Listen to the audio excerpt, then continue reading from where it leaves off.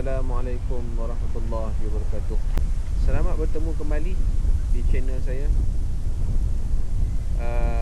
Masih lagi saya rekod video ni di Taman Randwick, Sydney, New South Wales.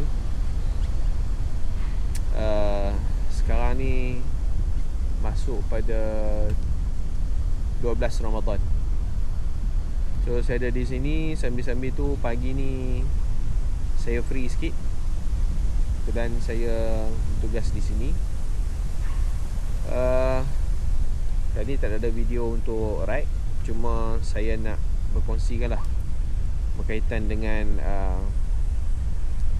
masalah yang dihadapi sekiranya kita bawa motosikal touring. Ini adalah satu video untuk saya share lah kepada anda semua yang mungkin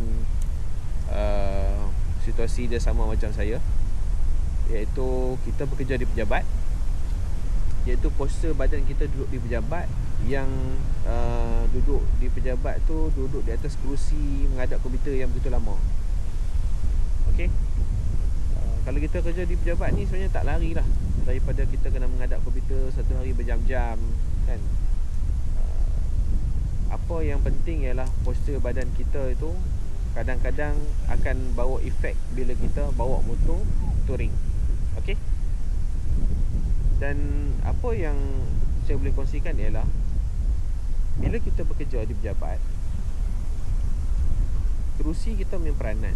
Sebab kalau kerusi kita tidak menyokong bahagian belakang, pinggang, dan kita duduk dalam keadaan yang mencengkung macam tu, membongkok menghadap komputer begitu lama, kita akan ada masalah saraf di bahagian belakang, iaitu saraf belikat kita tu, saraf di bahagian bahu belakang kita ni.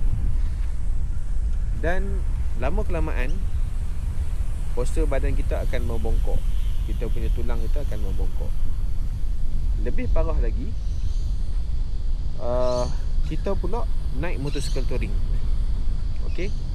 So bila kita naik motosikal touring, kita akan naik pula dalam tempoh yang lama. Contohnya kita akan pergi ride daripada, contoh yang suka touring ni, daripada KL pergi ke Thailand.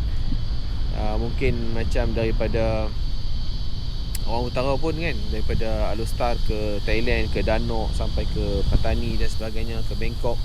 So postur badan ni sebenarnya, sekiranya kita dalam keadaan kerja di pejabat yang duduk pun lama, kemudian kita pula touring dalam keadaan yang lama, postur badan itu akan menyebabkan kita punya postur tengkok tadi tu banyak membongkok. Secara tak langsung kita akan menyebabkan saraf tersepit di bahagian belakang. So nak mengelakkan daripada perkara-perkara tadi tu berlaku, okey, saranan saya ialah kalau kita kerja di office tu, kalau boleh 1 jam, 1 jam setengah kita akan bangun. Kita jangan terlalu lama sampai 3-4 jam. Duduk dalam 1 jam, kita bangun, pergi minum kopi ke, pergi jalan-jalan sekejap kat luar pejabat tu, lepas tu masuk balik ke dalam office. Kalau kita boleh elakkan benda yang macam tu, insya-Allah mudah-mudahan masalah saraf dan juga masalah sakit belakang kita tu dapat dielakkan.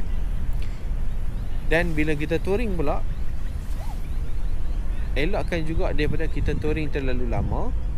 Okey, 1 jam tu pun sebenarnya dah lama sebenarnya. 1 jam kalau ada R&R kita berhenti sekejap, just nak betulkan badan kita.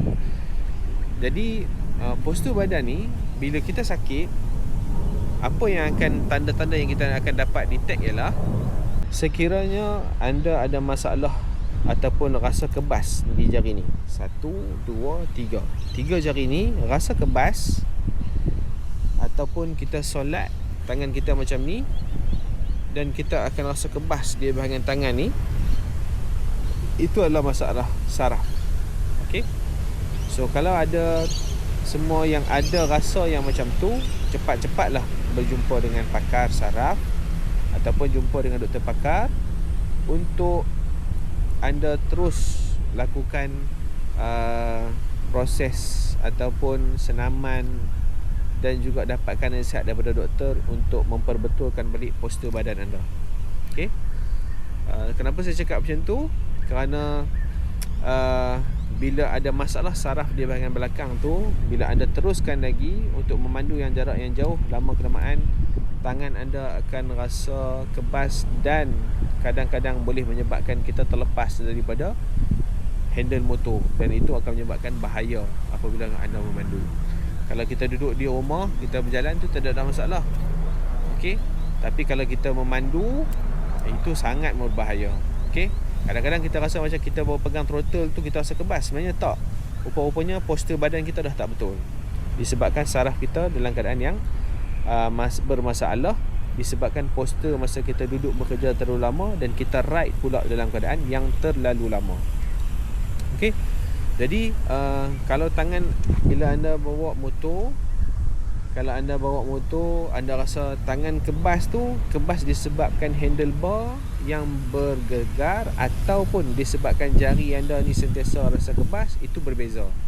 Kalau kita bawa motor, tangan kita kebas disebabkan vibrik motor, itu masalah lain. Kita boleh pakai glove dan masalah tu settle. Tetapi bila kita duduk postur dalam keadaan tak betul, bekerja pula duduk dalam posisi yang tak betul, membongkok, lama kelamaan kita punya postur belakang tu akan membongkok, dan membongkok tadi itulah akan menyebabkan saraf tersepit dan menyebabkan 3 jari kita ni rasa kebas. Maka cepat-cepatlah untuk pergi dapatkan rawatan. Okey.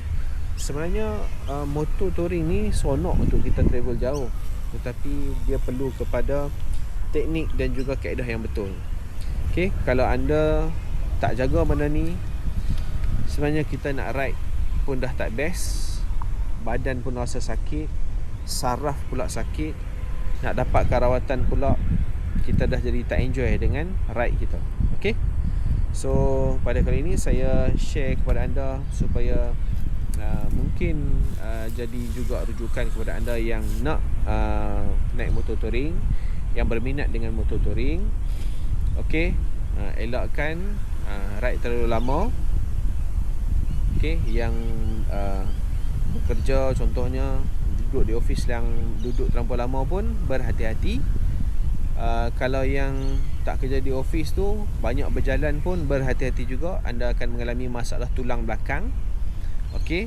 Kalau yang duduk lama akan mengalami masalah tengkuk dan juga saraf kebas. Okey. Dua keadaan tadi tu, banyak berjalan dan banyak duduk pun akan mendatangkan risiko apabila anda memandu motor touring. So macam mana sekalipun perlu balance, ada sama ketika memandu dan juga bekerja. Okey. Itu saja yang saya boleh kongsikan kepada anda. Memandu memang seronok, tetapi berhati-hati sebelum dia mendatangkan masalah kepada kita. Okey. InsyaAllah jumpa lagi pada video yang akan datang. Ada beberapa lagi tips yang saya boleh kongsikan.